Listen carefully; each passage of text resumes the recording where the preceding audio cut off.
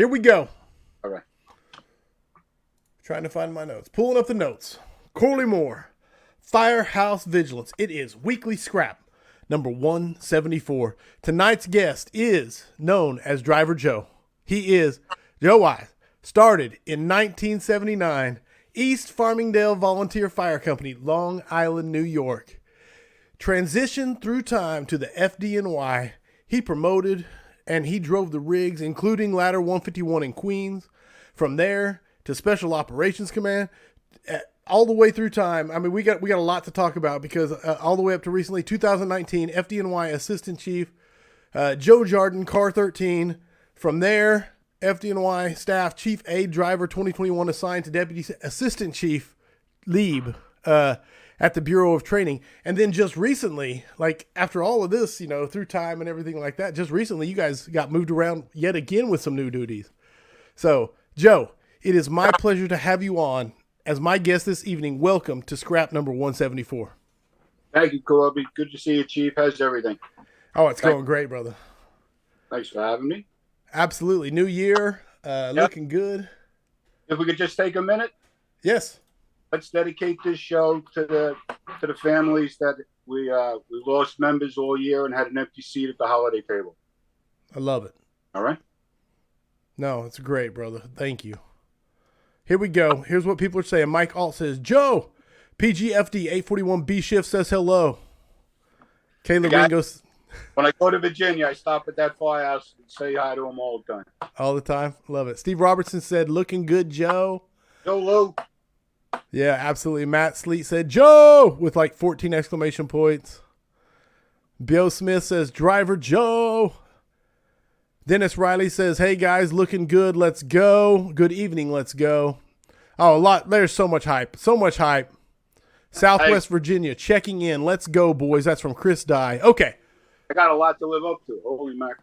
No doubt. Hey, you got some hype. You got some hype, my brother. All right. We got, we remiss without mentioning, Kyle Romagus is right here. He's on the laptop. He says, I'm in.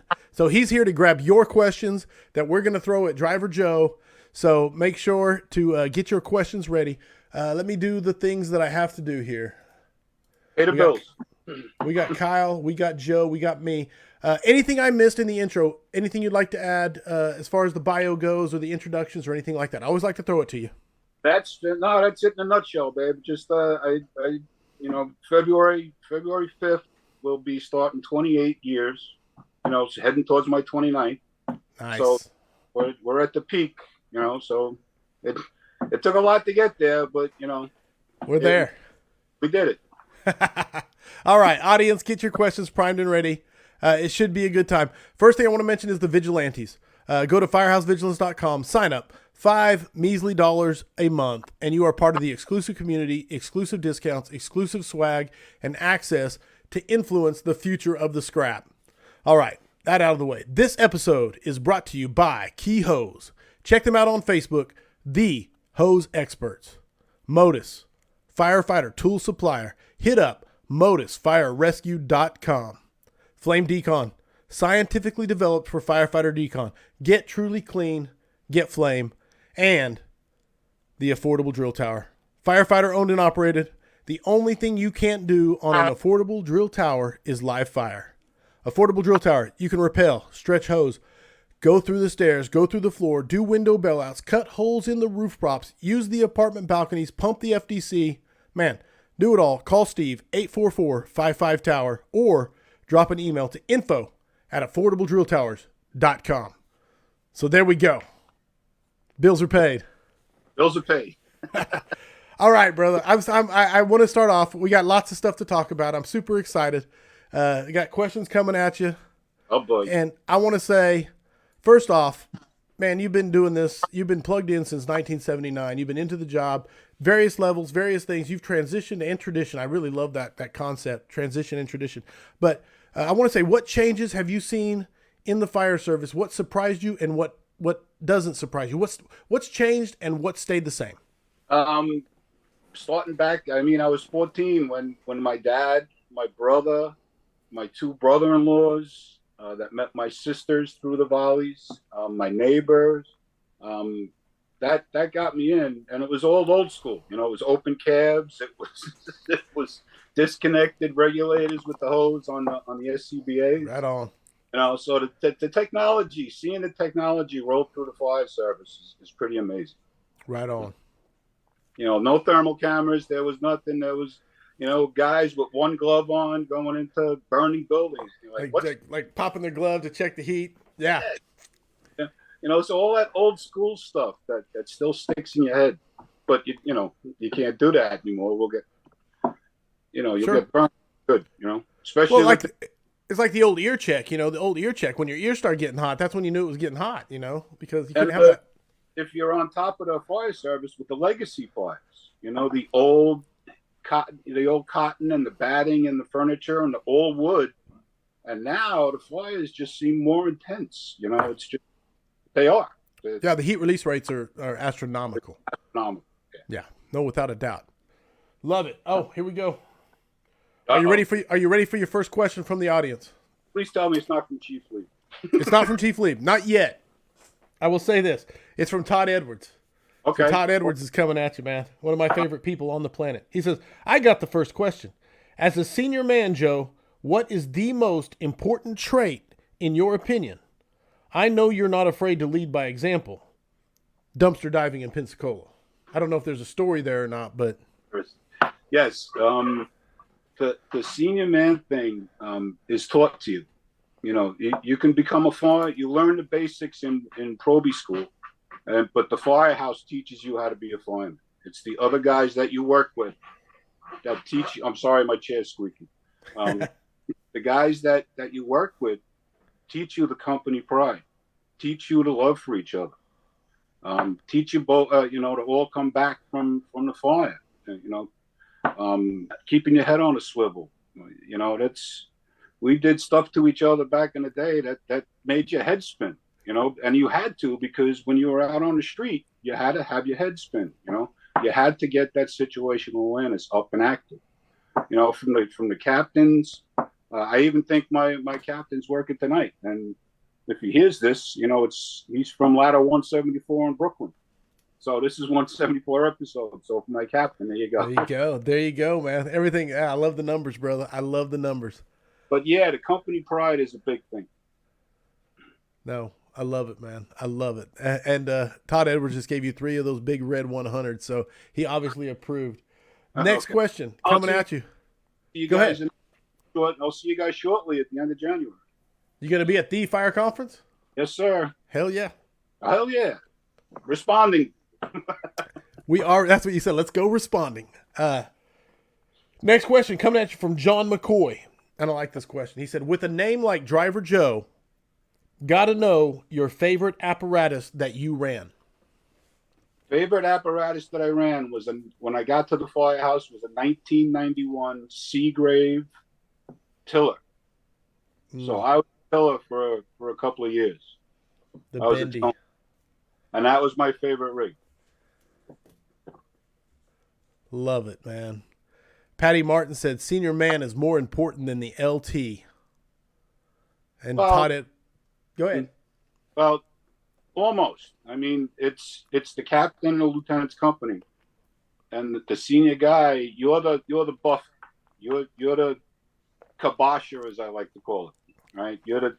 You hash out the personalities, you know, and you say this isn't going upstairs. You know, if it has to go upstairs, it's a serious problem. So kibosher, can you clarify exactly what that entails? Cool it. You got to cool the situation down. You got to kibosh it. You got to put your hand down. Love it, man. Enough. That's enough. Okay. Let's either we're gonna go outside and then we're gonna go have a beer. You know. Oh, there we go.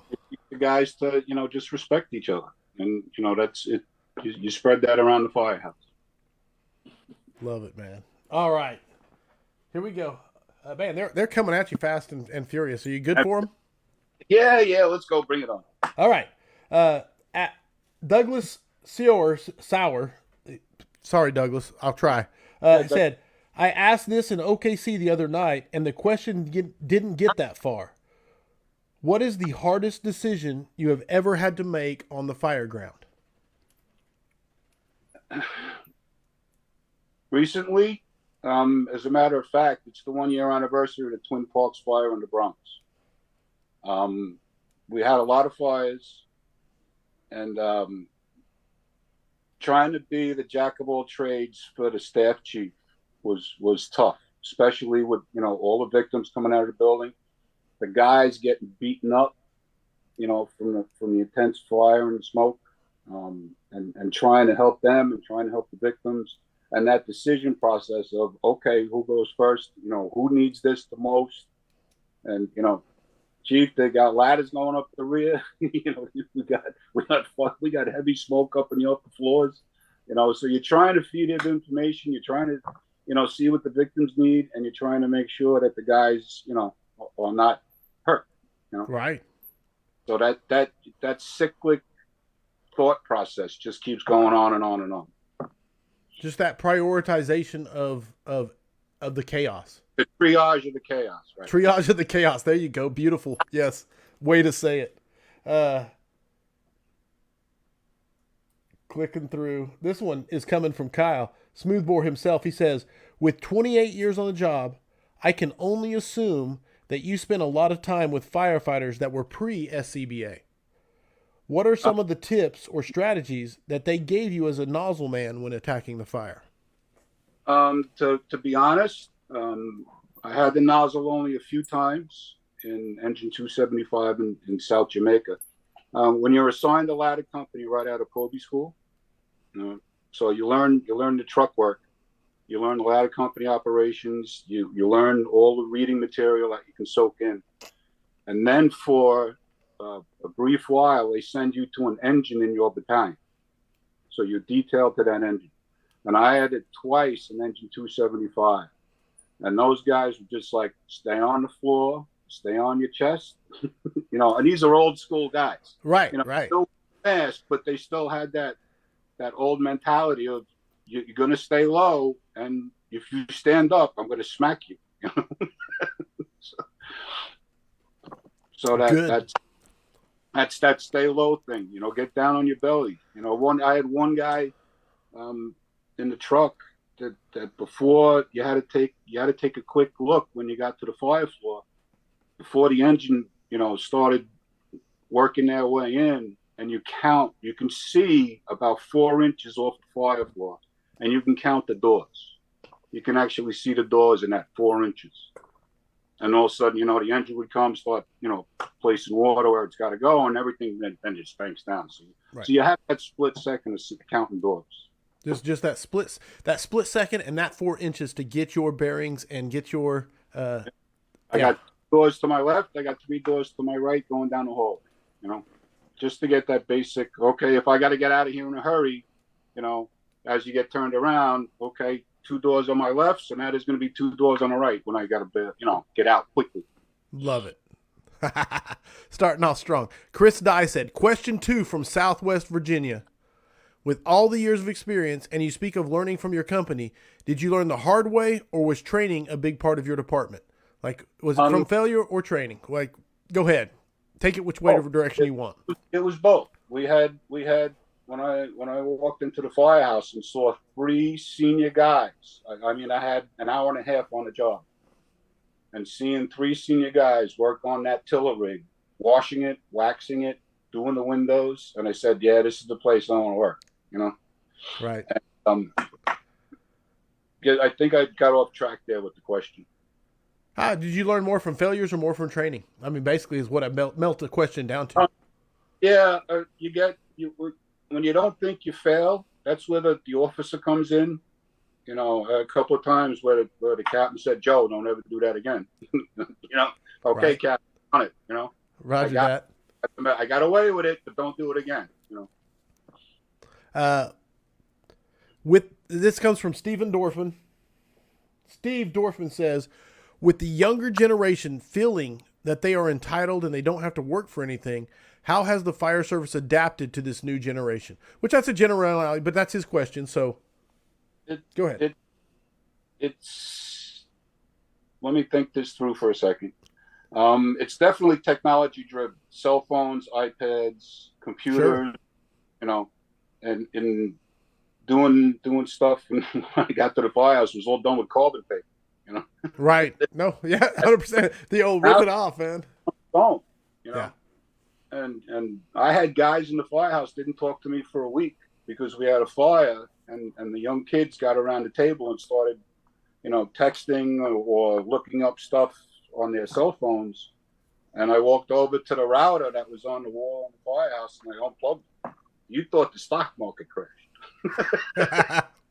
And they didn't talk to me for a week until I said, "We gonna talk about this fire we just had?" So it's one thing you got to reel in with that technology. No, it's definitely a two-edged sword. It has a great benefits. Yes. But also the downside, especially the social aspect. Yes, very distracting. Very much so. No, I love it. We're not even getting, but I'm gonna keep throwing them at you as long as the audience is throwing them. We're gonna keep doing it. One wrong at a time, brother. One wrong at a time. That's how we get to the root. Peyton Price, how important is it to keep tradition going around the table or the bumper? Like, in your opinion, how important is that tradition? It's excellent because you, as an FDNY member, you have a reputation to live up to. Okay? I know we're all firemen. We all do the same job and everything. But when you put that shirt on and you're on that rig going through to one of the big cities, I'm sure the guys see it all the time. You have people, clapping for you, or we go down the block and you see older women praying for you as you're going to a run. So that keeping that tradition and that, earning the respect of the community is big. No, it's huge. And I love the way you say that. And I want everybody to know, if you don't work at the FDNY, if you don't work at a big city, build that same kind of tradition and legacy at where you're at, man. There is nothing that says you can't start building that legacy and that tradition where you're at and take that kind of pride. One of the first things I learned from a senior guy that had 25 years when I got there, like I said, I had an hour and a half in the firehouse. And he says, wherever you go in this career, your reputation will precede you. So you don't want to tar that reputation. Love it. I'm moving my laptop over here so I can see it better. They are coming hot and steady at you. Jason Hacker wants to ask, what is the most important leadership trait you see in your officer? When he has a trust in us that he knows that we can do the job without him telling us to do it. And then when we get back to the firehouse, just a simple pat on the back and a nice job, that goes a long way. I'm writing down. Sorry, I'm taking notes. Uh-oh. No, you're good, bro. That's a good thing when I take notes. Okay. But yeah, that pat on the back from an officer after you come back from a run, whether it be a car wreck or, a car fire or a full blown, it's, coming out two windows upon your arrival. Even I've never got one. I've gotten some fire victims, but they never made it. But the guys that get it, that pat on the back of, especially from the other firemen, they're going, nice job, bro. That helps. That carries it a lot. That's a lot of weight. I love it, man. That's even better, Say it again. I cut it off. Even when the boss, the lieutenant captain, and sometimes even the battalion chief will go, nice job, and that would carry you for the rest of the tour. You're walking into the front door of your house after work, high stepping, you're like, look, honey, come here, I got to tell you this. All right. Coming at you. Okay, here's another. Todd Edwards said, trust. Absolutely. Jason Hacker said, thanks, Driver Joe. That's 100%. Oh, it's coming at you. Yes. Good stuff. Adam Brenner says, Joe, besides 9/11 and last year's Bronx fire, what was the biggest incident you were on that everybody learned something from and it helped the FDNY and the fire service move forward? All right, say that again. Besides 9/11 and the Bronx fire, right. What's the next biggest one you feel like was a big lesson that the FDNY learned from? A big lesson to learn. you know, some of the big fires you're not working, you don't go to. Um, but again, it's that newer technology stuff that comes out. You know, Sure. we have a couple of the ones that I weren't working for, but the window blanket came into our operations. You know, to block the wind-driven fires that killed firemen. You know, that killed in Rockaways and in Brooklyn. You know, Right and on. that development of research and development of a certain tool. There's a whole unit in the FDNY that does that, and they're amazing. Wow. No, that's awesome. So that's the one thing that sticks to mind is the window curtain. Sure. All right. This is a personal story time here. You ready for Okay, this one? go ahead. This is Mike Alt. I don't know. I never know when I'm being set up, so I'm throwing the question at you. It's live. It says, if Joe hasn't told the story already, can you ask him to tell the story of his first interaction with all of us at H Rock? Okay, my first interaction was a little backstory was I met Chief Isaacson up here in New York. Okay. And of course, like I said, first impressions, you know, your reputation precedes you. And somehow he found about me and said, why don't you come down to Florida? You know, and then Chief Leave's like, you going to Florida? I said, no. He goes, yeah, you're going. so I went down to Pensacola to work with County Fire Attack, not work, but kind of like volunteer roadie time. And went down there, and Chief Isaacson says, all right, Joe, all the instructors and everybody's working, you know, the conference is up on the 17th floor at the Hilton, so come on up. So I look up in there. It was like walking into the bar when you hear that record player go, all right, and everybody's looking at me, and I go, all right, I got this. So I know all you read Firehouse magazine, right? So they're like, yeah. They said, did you just read last month's article from Chief Frank Lee about a day in the life of the training chief for the FDNY? And they're like, yeah, that was a great article. They said, you know the first sentence where it says Driver Joe? I go, well, that's me. That's the introduction. That was the icebreaker. Beautiful, man. Beautiful. And Todd Edwards says he worked his ass off. So with absolutely some hearts coming up. Thanks, Todd. Thanks. Joe Wisz wants to know, was it hard, and this kind of goes into the questions we talked about earlier, but was it hard to adjust from the volleys to career, especially going from volunteer to FDNY? Yeah, because the volleys, everybody was friendly and kumbaya because you were neighbors, right? You knew each other from the neighborhood and everything.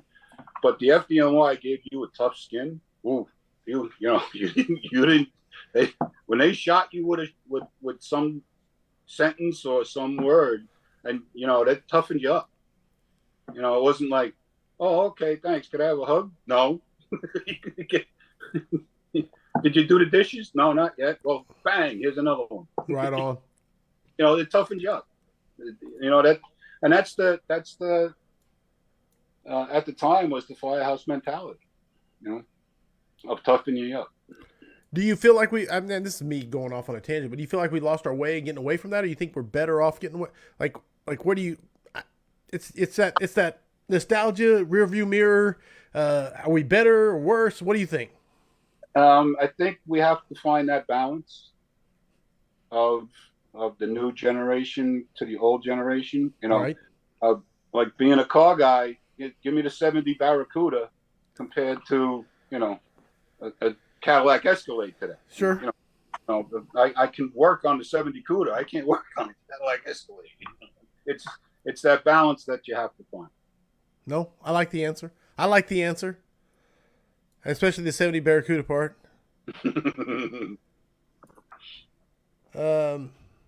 Ask Joe. This comes from Corey Moran. He says, ask Joe about the value gained from the training class at the Rock that included fire, EMS, and civilian members of the department. We like to call that the mother of all drills. It's done once a week, if I remember, pre-COVID. And it would be units from the field going in there, and they would destroy buses, and they would destroy. We have the subway simulator that some of the guys saw. That they smoked that out, and they put the Probees EMS people in there, and they put the moulage kits on them, with all the realistic wounds, and they're screaming, and there's explosions, and it's insane. You can really lose your mind in like 3 seconds. There's that triage of chaos. Yeah, the simulated chaos. Yeah. Yeah, so that's the mother of all drills. MOAD, for sure. MOAD. Dropping the MOAD. Joe, this comes from Lance Campbell. Joe, do you ever find yourself still running with your old volley department on your days off? No. I had when they started discovering some trade center stuff with me, I had to give it up. Gotcha. So it was way back in the mid 2000s. So. Right on. Yeah, you still hear the sirens through the neighborhood, and your ears peak up. You get that little going on. Never goes away. But no, it doesn't. All right. I love this line. This line comes from your email, and this is not a question we talked about, but I'm throwing it at you. Protect yourself and your loved ones. The new salty gear, or the new salty is clean gear. That's that balance that Chief, you and I spoke about. I remember the days of walking around between fires with 10 pounds of sheetrock on my bunker gear. And now that I'm getting older, you can tell by the gray hair, you're waiting for the shoe to drop, because you were carrying around all that stuff on your bunker gear. Right. When you walked into the firehouse, every firefighter knows you walk to the firehouse, and what's the first thing you say? Man, I missed the fire. Because you can smell it coming off of everybody. You can smell it coming off the rig. You can smell it coming off the gear. And just learning, especially working closely with Chief Jordan, who's on the contamination reduction group, with Deputy Assistant Chief Lieb, they're really getting hyped up on firefighter cancers. So that's just one statement is, to take 2 seconds and wash your gear. Just get that nasty stuff off there. It's because it's still off gas. You walk into the firehouse 2 days later, your gear is still off gas from the fire.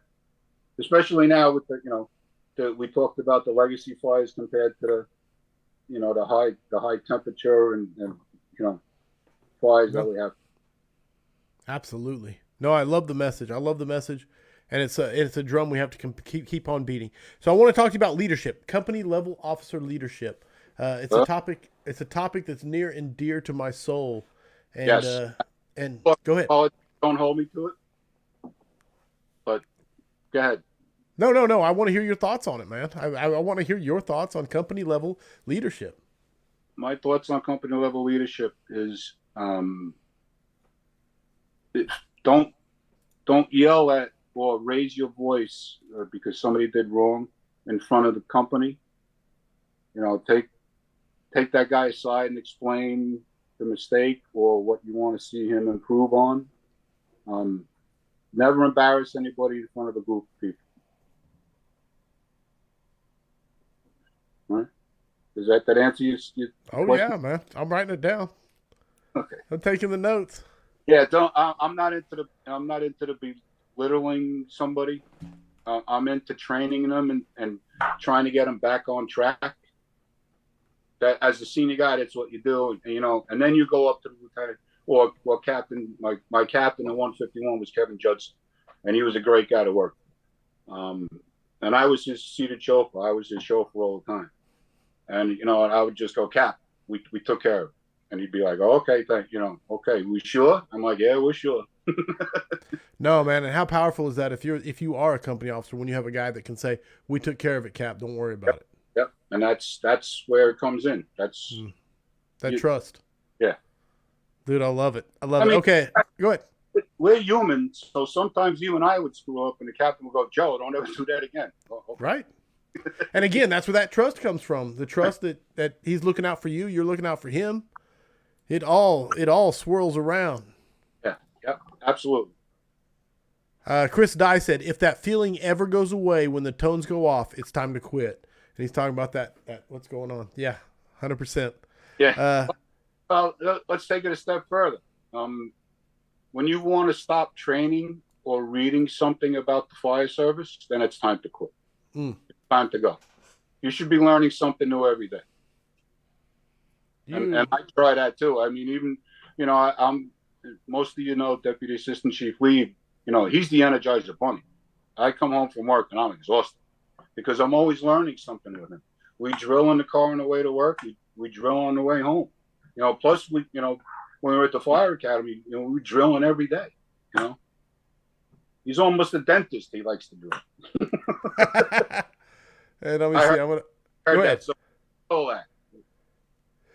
March. He's coming on in March because you mentioned his name a few times. So I want to tell everybody. Frank Lieb, Chief Lieb, is coming on in March on the scrap.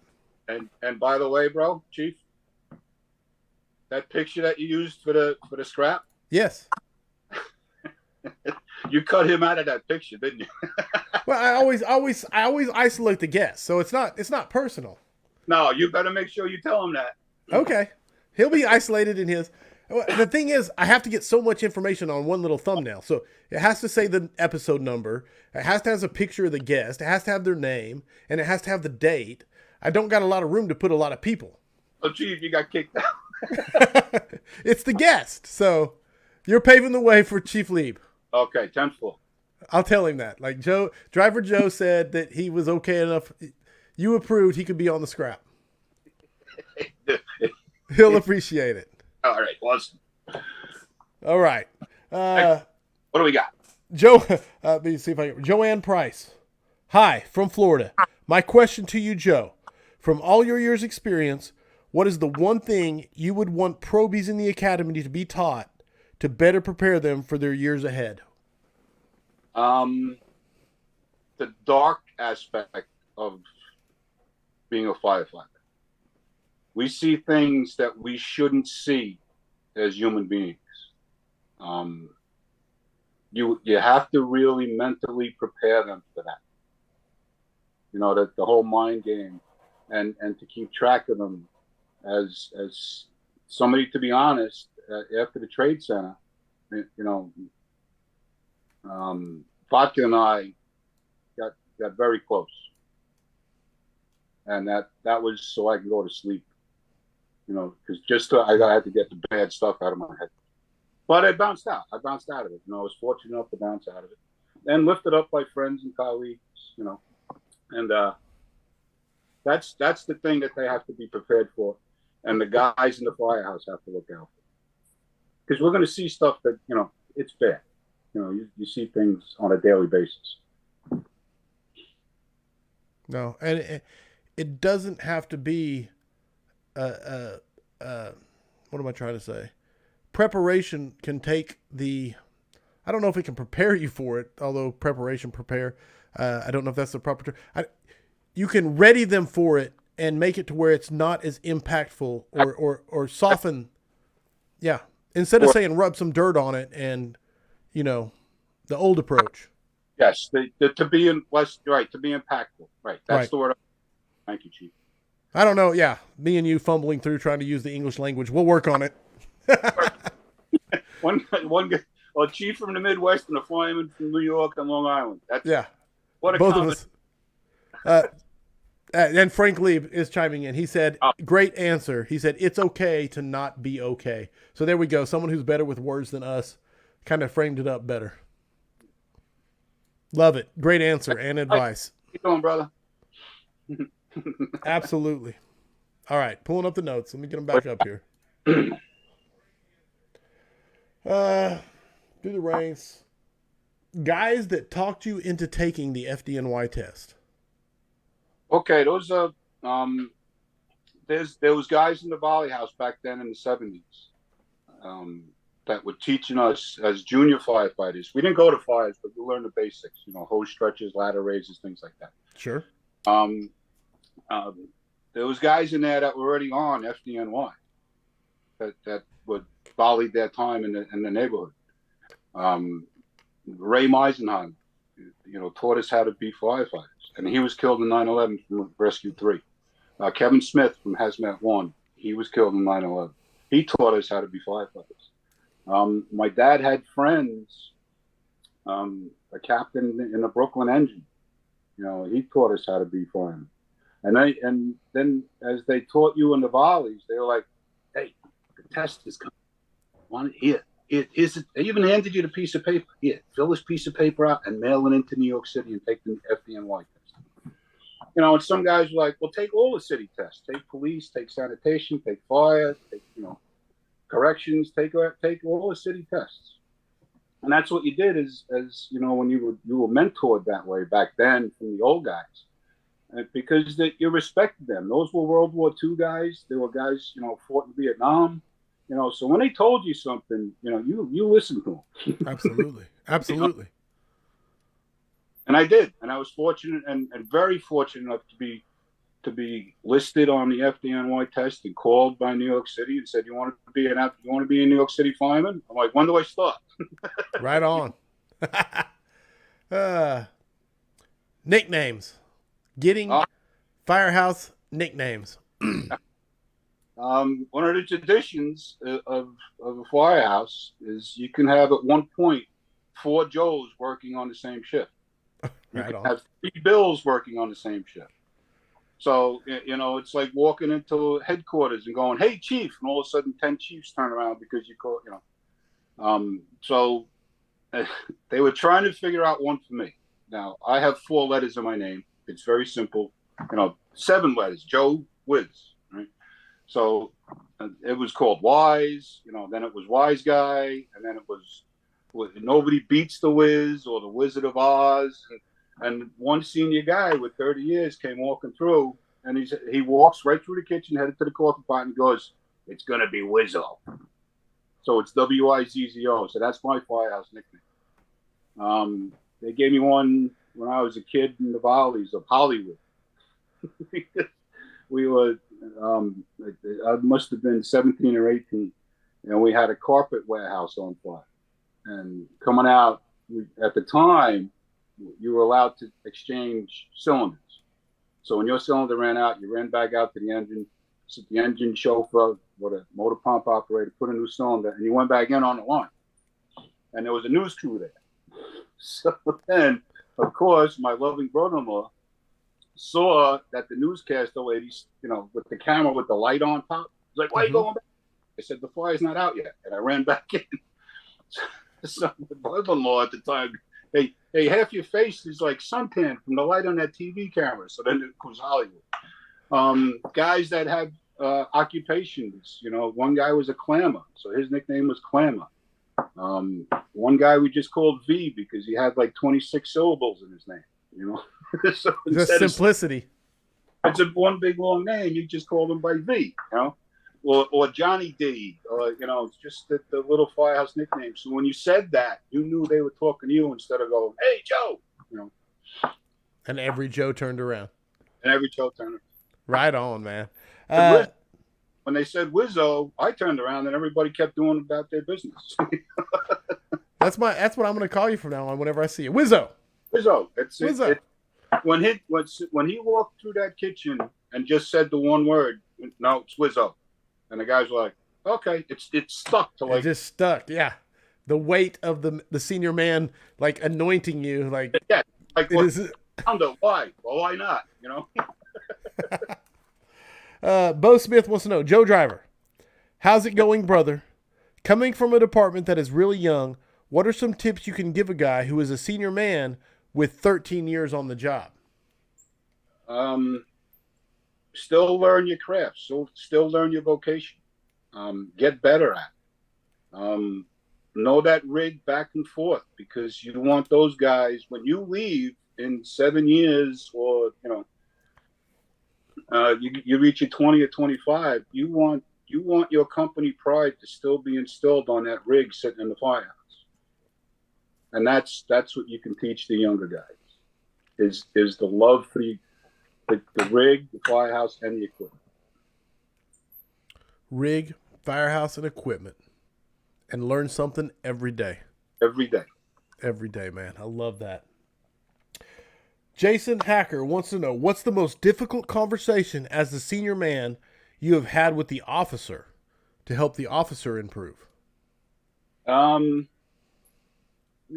really, because as you kind of, like you said, you kind of get anointed by the officer for being a senior guy in the firehouse, and the younger guys look up to you.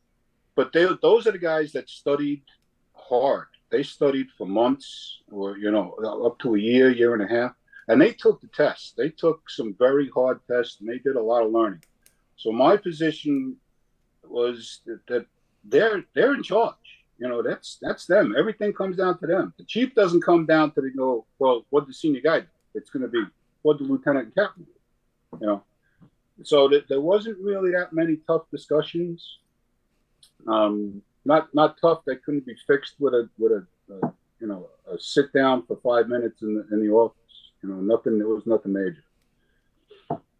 Do you think it was, and I'm digging in here, so forgive me, but do you think it was nothing major because of your reputation, because of no, there was your relationship? Yeah, well, yeah. Plus you learn that from the other senior guys. So it's not just you; you feed off of them. So in the firehouse, I was fortunate enough to be in the captain's group. So I worked with the captain a lot and his mutual partner. So it was the lieutenant. And there was guys that worked with their lieutenants, and sometimes worked with the captain. Right. And they not laid down the law, but it was that mutual respect of, okay, we're going to make this work. Right. It's wrong, but we're going to make it work. And that's the way it is. It's you can hear horror stories, of almost not at work, but different firehouses around that I know from the suburbs. There are fights in the firehouse, between the firemen and the office. That shouldn't be. Right. That's just blatantly you're gone. If that answers. Oh, it's a great answer. It's a great answer, and it really does show the respect, humility that defines what a true senior man is. As opposed to someone. And it's to be humble. You have to be humbled every while. I got one coming at you from Chief Frank Lieb. You ready? Go ahead. Explain the importance of the experienced ladder chauffeur on the pedestal to the chief looking for info on the fire ground. All right. What we're looking up. So we're looking at the top of the building. When you put your guys, you put the outside team on a ladder company with me. The outside team was the chauffeur, outside vent man, and the roof guy. So obviously, if you can, and depending on building situations and type of fires, you want to get those guys in the right positions as rapidly as possible. And then, your job is, now you're looking up. The chief is looking at flying and the hose placement, and any portable ladders that are going on. But we're looking at the very top of the building, and I can actually see, if I see something I don't like, I'm going to mention it to the chief. There's some brown smoke coming out of that vent at the top of the building, and the fire's on the 3rd floor. When we had the Twin Parks fire, we were living at the building, and I go, "Chief, do we have another fire on an upper floor?" He said, "That smoke don't look right." And he goes, "It's just smoke's travel." So just to give him that eyes and ears, just to give him another sense of a perspective of just some info. You're not telling him how to run the fire, and no way am I telling the chief what to do. That's not happening. Right. To give him that little nugget of information that he can use and put that in the back of his head, and he'll correct it. He'll get it addressed. So it's just being another set of eyes. Love it. Is that okay? We'll see if he approves. Let's see if he approves. All right, pulling up, getting it back up here. Because he knows I'm nervous. This is my first podcast. You're killing it, brother. You're really doing a good job. John McCoy said a chief IC can never have enough information on scene. Such a great answer. It was a good answer, brother. Just another set of eyes and ears and making it available. Yep. First days in the firehouse. Okay. You start to get your skin toughened up. you know, because they're going to be sarcastic and they're going to be not so friendly, Right. and it's gonna keep you attuned to what's going on. And you're like, okay, here I am, 28 years old. I'm doing dishes by hand. I just left the wife and kids at home, and now I'm doing dishes. Oh, I'm working a mop. I'm scrubbing toilets. I'm washing the rig. I'm changing saw blades. I'm fueling up the hearse tool. I'm doing all that stuff, and they're watching. They're Right. watching. Other guys in the firehouse are watching how you handle it, and that's part of the learning curve for them and you. And once you get that trust building, and it's going to take a while. It's going to take months for them of just watching you and seeing what you do and seeing your reactions to. Man, I wish I could give that to every recruit ever as they come into the job. You know what I'm saying? Like, just make them, not just give them to us. You can give it to it, but actually feel it and understand it, like, and believe it, because we've all been there where we know everything because we're young and invincible. Yep. There's a thing for that, but I don't think I can say that. Right. John Sherburne says, being the senior guy, to this day, what is still your favorite part of the job? Going to work, going to the firehouse, knowing that I have a vocation that I love doing. So I really don't work. I have a vocation, and I love doing that, and that's what drives me to work anymore.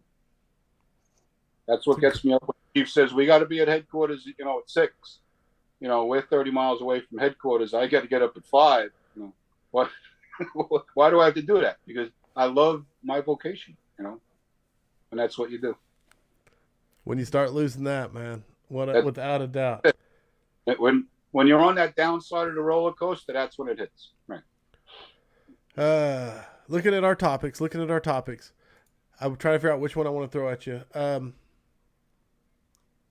I got a lot of stuff to pick on here. You got duty and FDNY special operations, the guys you missed that were taken in 9/11, fires with DAC Leave in the 46th Battalion. Which one you want to tackle? Well, I went to special operations. Now, here's another thing. I have guardian angels out there. When they discovered I had some things related to the trade center, and they said I wouldn't go back to the firehouse.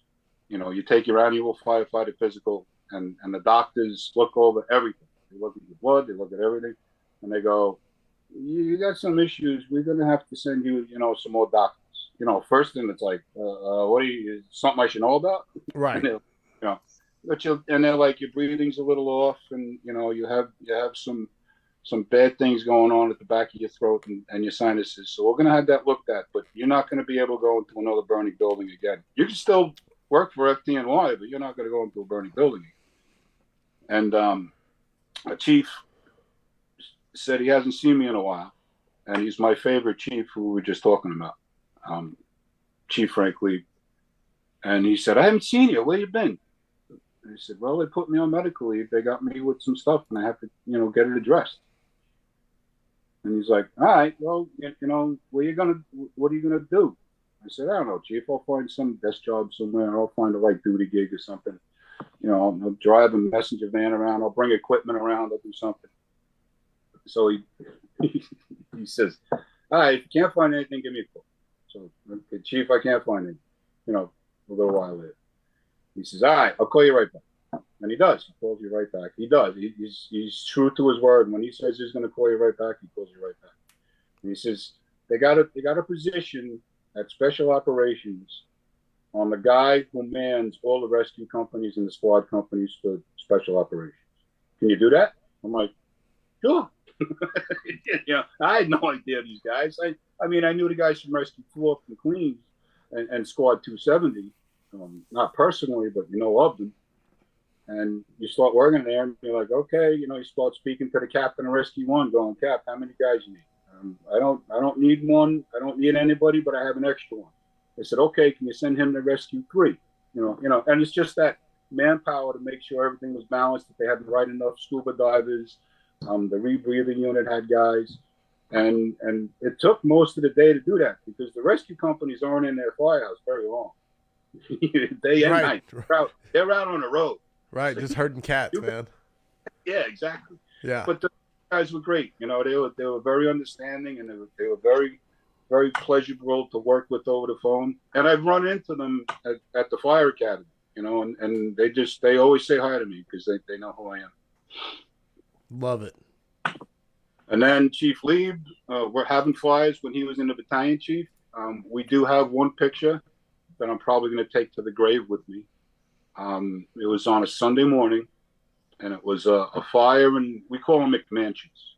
Right. So, you know, if anybody doesn't understand that term, they take an old house, tear it down, and then they put like this 7,000 square foot house on a 40 by 40 piece of property. So, yeah, just yeah. And it's under construction, and it's raw.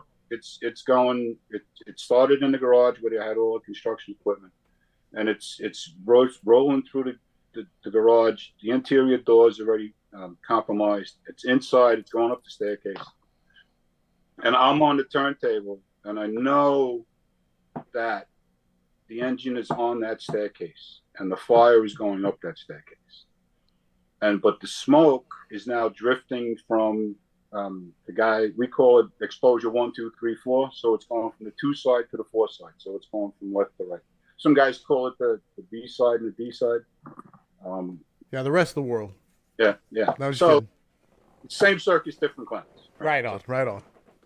So, and I could see from what we talked about it being on the turntable, and there's a picture of Chief Lieb looking at it, and I'm venting one of the attic picturesque windows with the tip of the ladder, just so I can get that fire getting somewhere to go, so they're not getting caught on the staircase, you know, trying to make their way up to the second floor.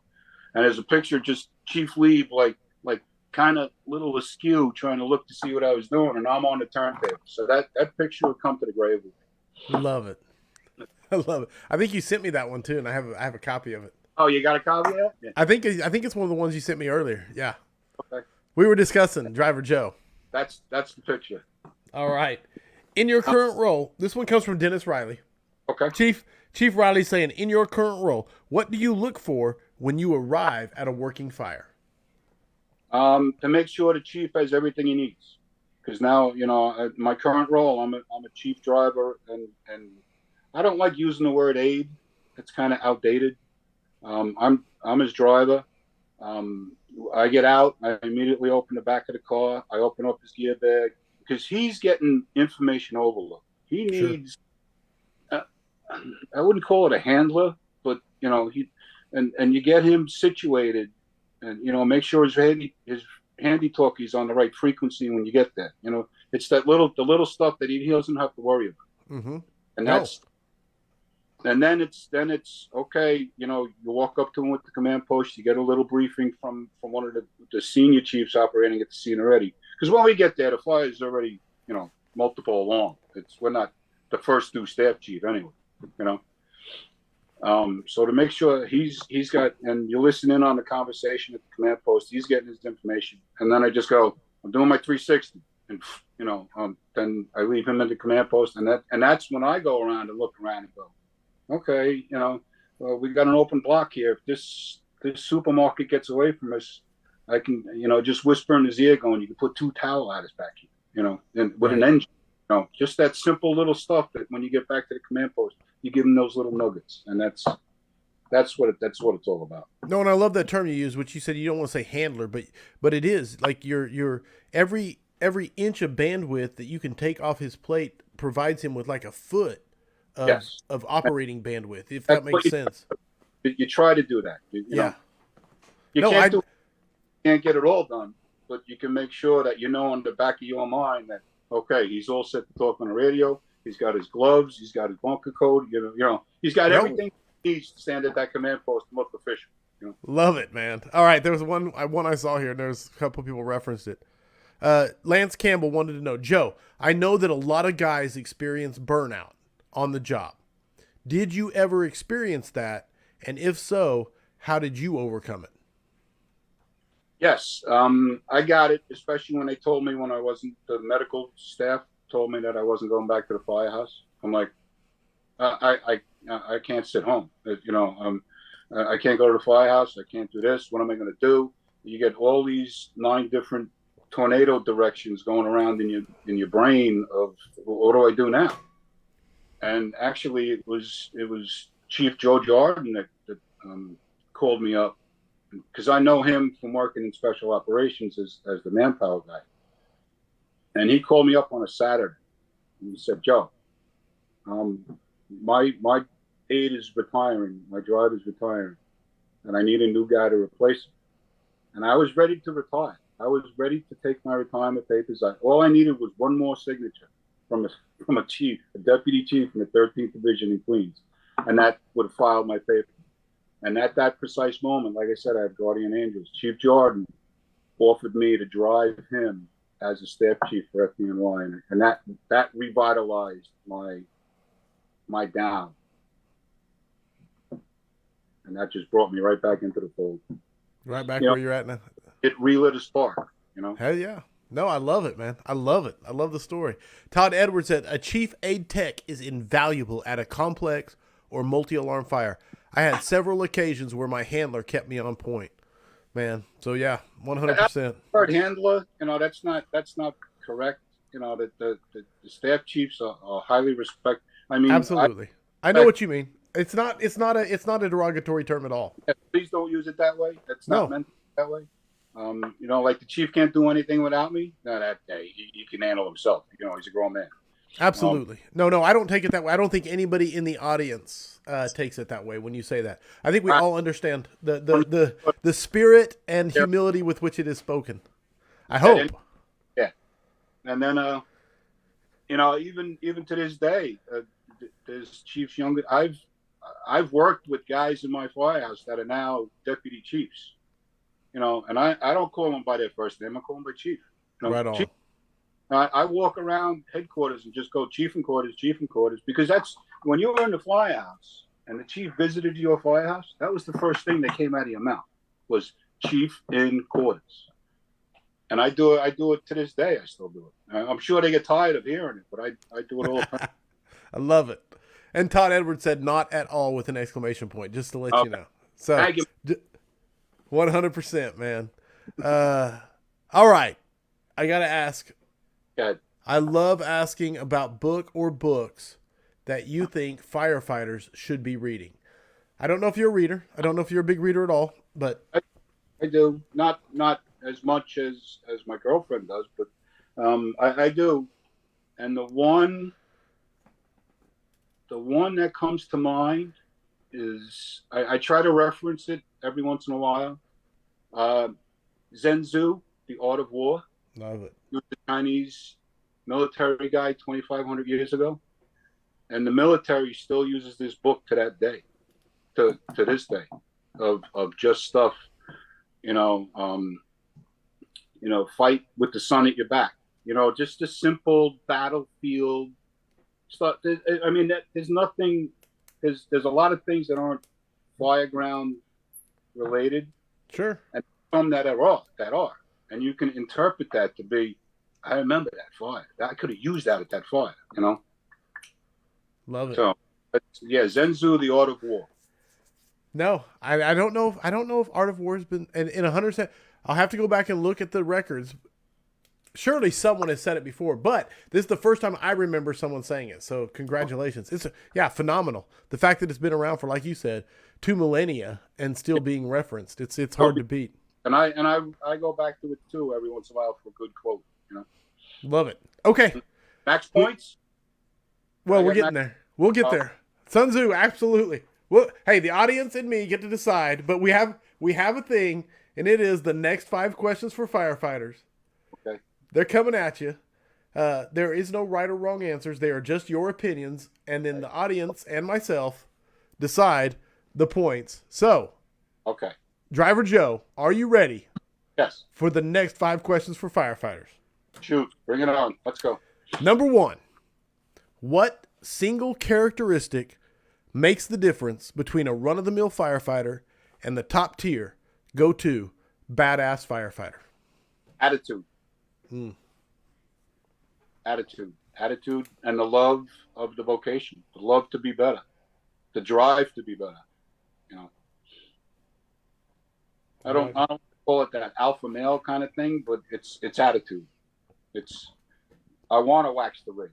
I want to clean the soil. I want to, get the road salt off the back of the rig. I want to, take a look at the pulleys on the ladder. I want attitude. So if you have that attitude just to do stuff around the firehouse, you're going to have that attitude on the firehouse. I love that. Let me read you what people said already. Max points, 100%. 1,000 points. Attitude, 100 points. Attitude and knowledge, yes, max points. Love of the job, max. Okay, safe to say, number one, I can say it safely. Audience has my back. All max right, points. Got past number one. One's out of the way. Yeah, one's out of the way. It's all downhill from here.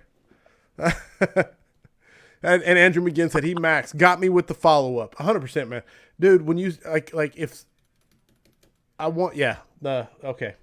Sorry, get me preaching. I'm not gonna preach. Here we go. Number 2. If you could go back in time and give yourself one piece of advice as a rookie, what would it be? As I would have liked, I mentioned this to a couple of chiefs. Would have liked to work in Manhattan, in the heart of Manhattan, just because the building designs, the building construction, the overall height, the overall operations of firefighting a building in Manhattan is way different than not way. I use that wrong word. It's different way of firefighting like we do in Queens. We don't have the mega high rises in my first 2 areas. So you put me on an engine in Midtown Manhattan, I'm going to look dazed and confused with deer in the headlights. Right on.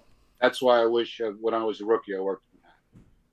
Just to see the constructions, yeah. The sheer amount of construction and height. Mm-hmm. I love it. I absolutely love it. And a lot of people, I mean, suburbia versus rural versus everybody's different, and so I do feel that completely. I'm pulling up number 3. What is your favorite training drill? My favorite training drill is firefighter removal, because something can go wrong in an instant. You can be walking down a second floor, and all of a sudden that second floor gives way or a hole forms. And that guy in front of you, even though he's a step or 2 ahead of you, and falls or gets injured or something, just instantaneously can happen. That firefighter removal has to be quick. It's not. I mean, I know rapid intervention and all that. It's immediate, but you have to be very adept, and you have to know how to do it without even thinking. Take it off. Yes. That's vital. Yeah. Lance Campbell said firefighter removal, absolutely max points. I agree, man. When you hit the big 5 and 100%, man, firefighter rescue and survival, 100% max points. Thank you. Moving on to number 4. What mistake have you learned the most from in your fire service career? What mistake have I learned from?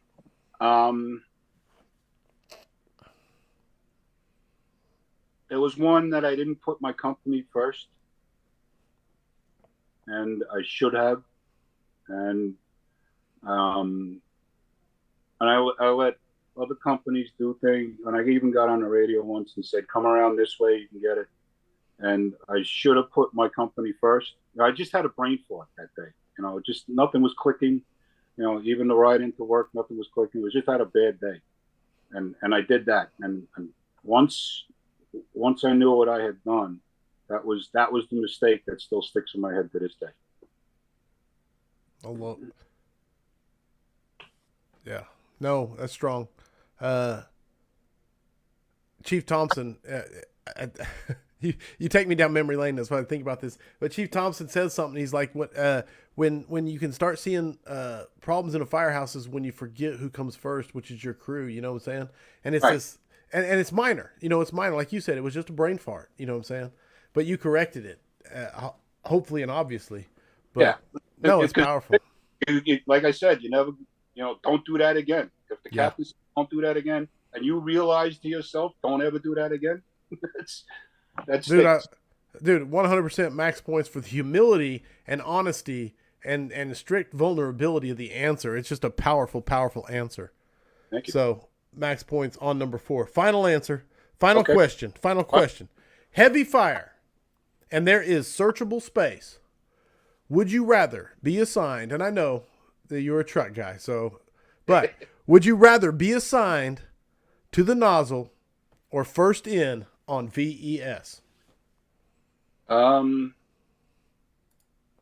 give me the nozzle, because I don't get the nozzle that often. I mean, I had the nozzle a few times in the volleys, and I talk about having fun. Right. And so I would pick the nozzle. But with the VES taking men, that's also debatable, because did you see somebody at the window? Are you going in, or is somebody telling you, no, my family's all accounted for?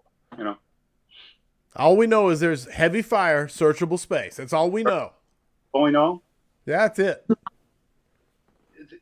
I mean, I had a senior guy in the engine say, "I never seen a fire be put out with a 6-foot hook before." So I like the answer, brother. I will give you max points, man. Well, there's no wrong answer. I just like to hear the reasons why, and I love the reasons why. I absolutely love the reasons why. And with that, there is the next 5 questions for firefighters according to Wizzo. There you go. Right. That puts officially 174 scraps in the books. My friend Joe Wisz, go ahead. Thank you, my brother. It was an honor. It's a pleasure to everybody that came on and took time. Good thing we didn't do this last night with that wipeout of a football game. Whoa, dude, that was that was painful.